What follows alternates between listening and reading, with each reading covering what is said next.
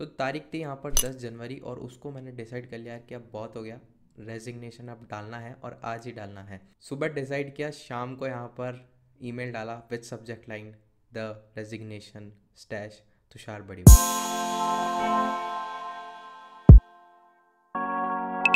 So hey guys, my name is Tushar Badiwal and you watching Tushar Badiwal YouTube channel. बिगा धीरे करते हैं इस वीडियो को स्टार्ट। तो सबसे पहले ग्राफी कंपनी के बारे में मैं आपको बता देता हूँ कि ग्राफी क्या है। तो ग्राफी एक अनअकैडमी की सिस्टर कंपनी है। सो अनअकैडमी की यार काफ़ी सारी सिस्टर कंपनी है, जैसे कि लेवल आपने नाम सुना होगा, तो वो भी एक अनअकैडमी की सिस्टर कंपनी है। वैसे ही ग्राफी भी एक सिस्टर कंपनी है अनअकैडमी। तो मुझे यहाँ पर सेकेंड ईयर में जब मैं BCA में था तो मुझे एक जॉब ऑफर मिला था ग्राफी से। जून 2021 में यार मैंने यहाँ पर ग्राफी को ज्वाइन किया था। लगभग मैंने 9 महीने यहाँ पे काम किया और 10 जनवरी को मैंने डिसाइड किया कि यार यहाँ से अब रिज़ाइन मारना है। अब वो टाइम आ चुका है कि अब टाटा बाय बाय बोलना है यहाँ पर और कहीं और कुछ करना है। तो सबसे पहले बात करते हैं यार वर्क कल्चर की। वर्क कल्चर ग्राफी में कैसा था। तो यार जब मैं नया गया था, एक नई जॉब, फर्स्ट जॉब होती है, आप बहुत सारी गलतियाँ करते हो। सेम चीज़ मेरे साथ भी हुई, मैंने बहुत सारी गलतियाँ करी, बहुत कुछ सीखने को भी यहाँ पर मिला। मैनेजर मेरे को काफ़ी सही मिले, ठीक है, जो कि काफ़ी मुझे गाइड करते गए। मेरे चेंज होते रहे यार मैनेजर्स, बट जितने भी मिले थे काफ़ी सही मिले थे, गाइड कर रहे थे। वर्क कल्चर काफ़ी सही था, तो काफ़ी सारी चीज़ें यहाँ पर सीखने को मिली। अब थोड़ी बहुत पॉलिटिक्स तो यार हर ऑफिस में होती है, तो उस बारे में मैं ज़्यादा चर्चा करूँगा नहीं। तो ये हमें सबको ही मालूम है कि थोड़ी बहुत होती है, बट हाँ जितना मुझे था वर्क कल्चर काफ़ी सही था। मेरे टीममेट्स काफ़ी बढ़िया थे,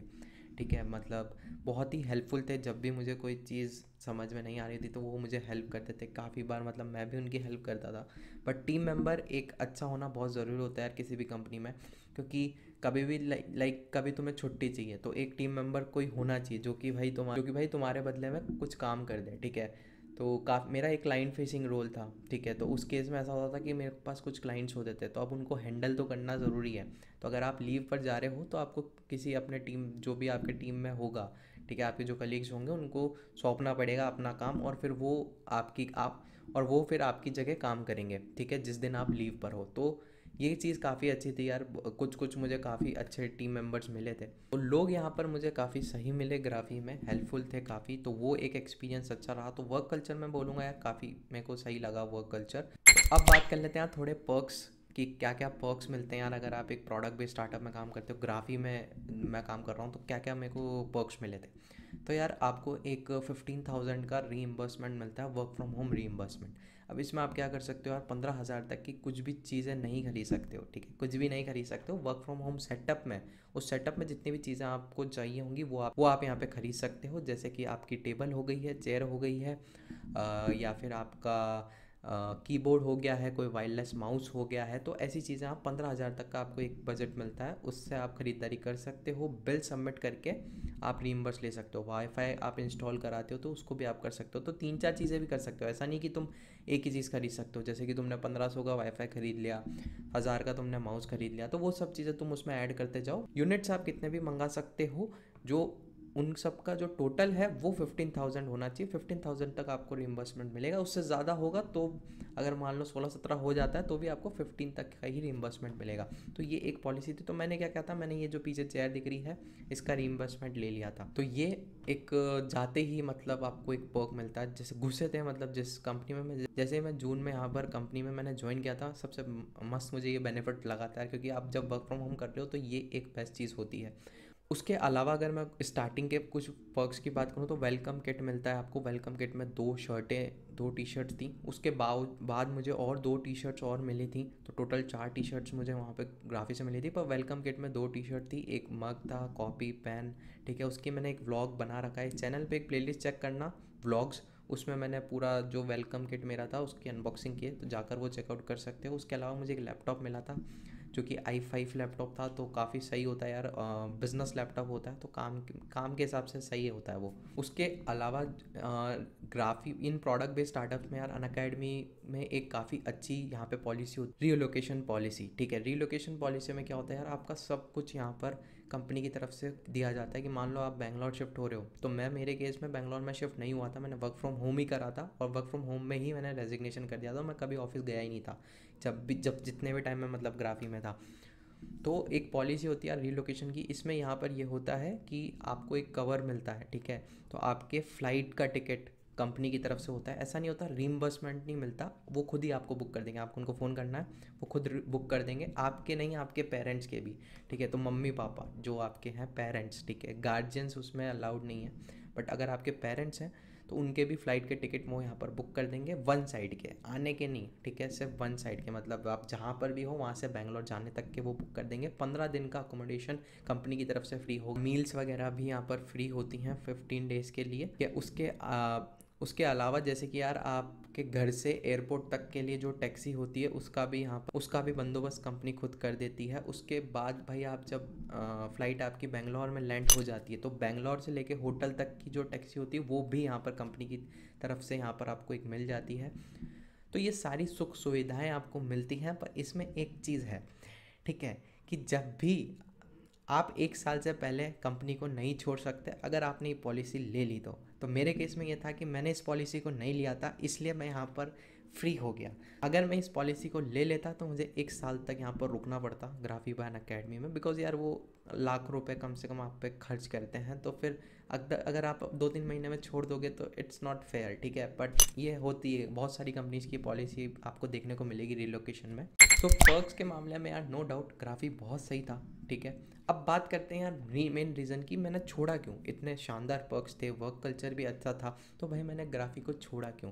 तो यार अब आते हैं, मैंने ज्वाइन किया था यार जून 2021 में। नवंबर में क्या हुआ था, नवंबर में ग्राफी ने अक्वायर कर लिया स्पेई को। स्पेई बेसिकली एक एलएमएस बेचता है, ठीक है, लर्निंग मैनेजमेंट सिस्टम। वो मतलब बेसिकली अपनी एक वेबसाइट और ऐप्स को बेचते हैं। तो जैसे जो भी यहाँ पर क्रिएटर है, कोई भी कोचिंग इंस्टीट्यूट है, क्रिएटर है, वो क्या कर सकता है, उनसे वेबसाइट स्पेई से एलएमएस खरीद सकता है, वेबसाइट और ऐप्स खरीद सकता है, और वो अपने कोर्स वहाँ पे बना के बेच सकता है। जैसे कि क्लास प्लस का आपने नाम सुना होगा, सिमिलर वैसे ही स्पेई है, सेम बिजनेस मॉडल है स्पेई का भी।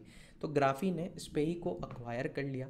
और अब ग्राफी पहले क्या करता था, ग्राफी इन्फ्लुएंसर्स के साथ काम करता था, कि जो भी आपके यूट्यूबर्स हो गए, सेलिब्रिटीज़ हो गए, और वो सीधा ग्राफी का खुद का एक प्लेटफॉर्म था, वहाँ पे कोर्स लॉन्च कर सकते हैं वो इन्फ्लुएंसर और वो सब। तो वहाँ पे मेरा जो रोल था वो क्रिएटिव स्ट्रेटेजिस्ट एज अ, मेरा मार्केटिंग की फील्ड में वो ज़्यादा था, कि मैं उनके लिए मार्केटिंग प्लान्स बनाता था, कि जो भी आपके इन्फ्लुएंसर हो गए वो अपने कोर्स सेल कर रहे हैं, तो मैं एक मार्केटिंग प्लान बना के उनको देता था इन्फ्लुएंसर्स को। ये मेरा रोल था 6 महीने शुरुआत के, जून से लेकर नवंबर तक। फिर नवंबर से क्या हुआ यार, नवंबर ने, जैसे कि मैंने बताया, नवंबर में ग्राफी ने स्पेई को अक्वायर कर लिया।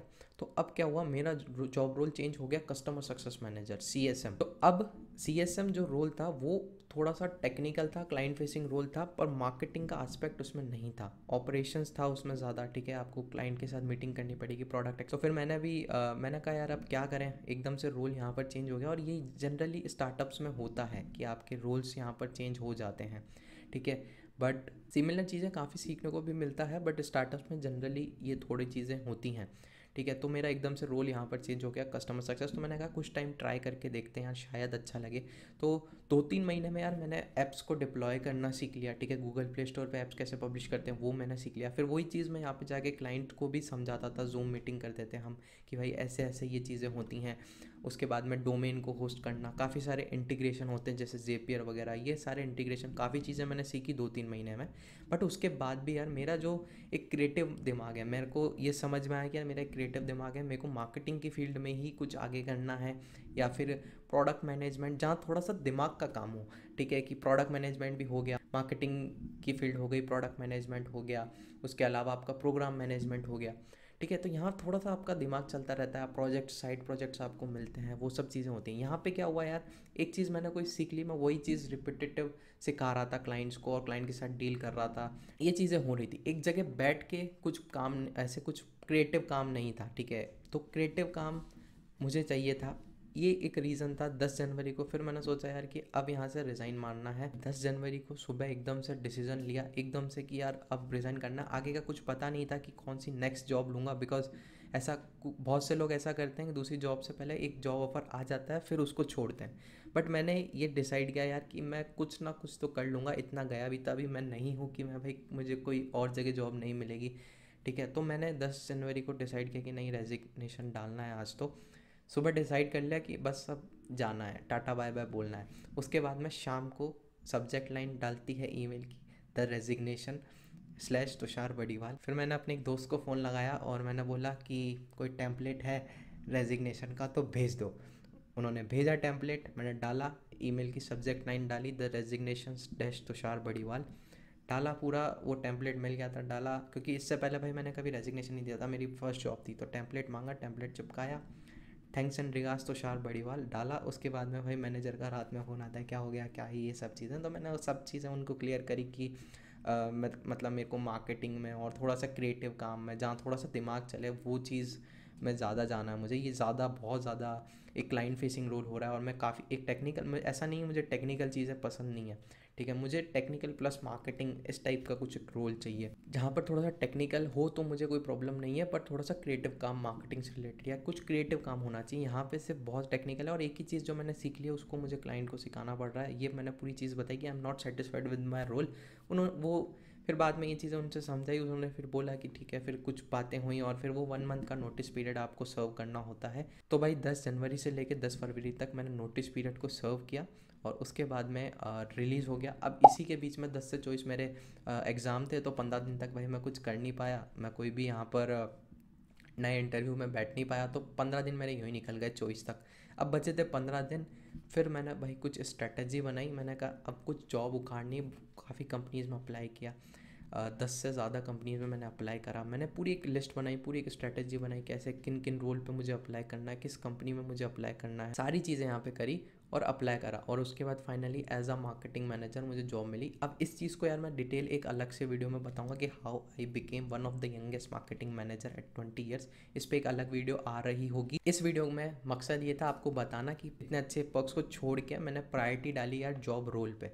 तो वही चीज़ मैं यहाँ पे आपको एक बताना चाह रहा था कि हमेशा प्रायोरिटी आपकी जॉब रोल पे होनी चाहिए, तो बिकॉज उस रोल पे तुम ग्रो नहीं कर पाओगे। मैंने भी ये चीज़ सोची, अगर मैंने 3 महीने करके मैं समझ आ गया कि यार अब इसमें मैं ग्रो नहीं कर पाऊँगा, बहुत जने हैं जो कर सकते हैं ग्रो, पर ये मेरा इंटरेस्ट से रिलेटेड काम नहीं है, तो मैं इसमें ग्रो नहीं कर पाऊँगा, तो इस वजह से भाई मैंने छोड़ दी। अब काफ़ी सारे बोल सकते हैं यार कि तुमने 9 मंथ्स में जॉब स्विच कर ली, जॉब छोड़ दी, फर्स्ट जॉब, अब तो तुम्हें कहीं दूसरी जगह जॉब मिलेगी नहीं।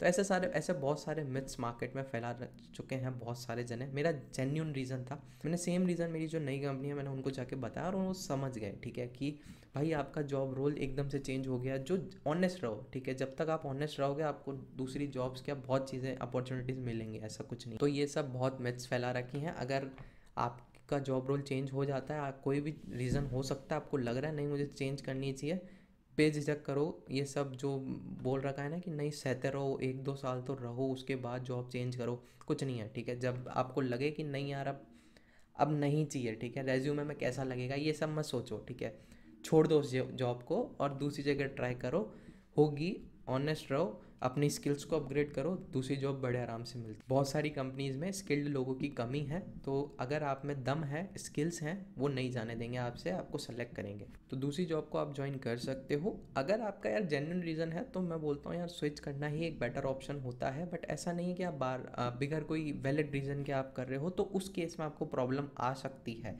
ये डिपेंड करता है आपका केस क्या है, ठीक है। अगर आपका जॉब रोल एक केस है तो अर्ली स्विच कर लो, फ़र्क नहीं पड़ेगा, बहुत कंपनीज़ में फ़र्क नहीं पड़ेगा। अब कुछ कुछ कंपनीज़ हो सकती हैं जिनमें फ़र्क पड़े भी। बहुत सारे ऐसे लोग होते हैं जो रेज्यूमे में देख के भाई कैंडिडेट के भाई देख लिया कि भाई इतना जल्दी है, इतनी जल्दी है तो स्विच मार रहा है, तो काफ़ी सारी कंपनीज़ कंसिडर नहीं करती। कुछ कंपनीज़ हो सकती हैं ऐसी, बट ऐसी बहुत कंपनीज़ हैं यार जो आपको ये सब चीज़ें नहीं देखेंगे, आपकी स्किल सेट देखेंगे और आपको जॉब मिलेगी। बहुत कंपनीज ढूंढोगे तो मिलेगा सब, ठीक है। तो ये डिपेंड करता है, ऐसा कोई फिक्स्ड एक नियम नहीं है कि भाई अगर ये नहीं करा, सब एक प्रडिक्शन लगाते हैं, सब लोग एक प्रडिक्शन लगाते हैं, सब अपने अपने एक्सपीरियंस देख लेते हैं, ऐसे ऐसे हैं। बट मैं आपको जो बता रहा हूँ मेरे एक्सपीरियंस के हिसाब से कि भाई ये डिपेंड करता है केस टू केस कि आपका केस क्या है, आपका रीज़न क्या है। और कुछ कंपनीज ऐसी होती हैं जो आपको एक्सेप्ट नहीं करेंगी, वो आपके रेज्यूमे को ही सेलेक्ट नहीं करेंगी, ठीक है। तो ये डिपेंड करता है कंपनी टू कंपनी, इसमें आपको कोई एक फिक्स नहीं बता सकता कि नहीं इससे आपको फ़र्क पड़ेगा नहीं पड़ेगा, ये आपको खुद को ट्राई करना पड़ेगा, कंपनीज में अप्लाई करना पड़ेगा। बट ऐसी बहुत कंपनीज हैं जो इन चीज़ों को नहीं देखेगी और आपको सेलेक्ट कर लेंगी। जेन्युइन रीज़न होना चाहिए, बस मैं ये चीज़ बोल रहा हूँ। और आपको बात करना आना चाहिए, अपने कम्युनिकेशन स्किल्स वहाँ पे काम आती है, ठीक है। आपको बताना आना चाहिए कि हाँ ये रीज़न थे। कितने अच्छे से आप कम्युनिकेट करते हो वो यहाँ पर डिपेंड करता है। तो इस वीडियो में इतना ही। आई होप सो कुछ नई चीज़ें यहाँ पे आपको पता चली होंगी, इंडस्ट्री के कुछ इनसाइट्स आपको पता चले होंगे। अगर वीडियो यूज़फुल लगा तो कमेंट करना मत भूलना, लाइक ज़रूर कर देना यार। तब तक के लिए चलते हैं, this is Tushar Badiwal signing off.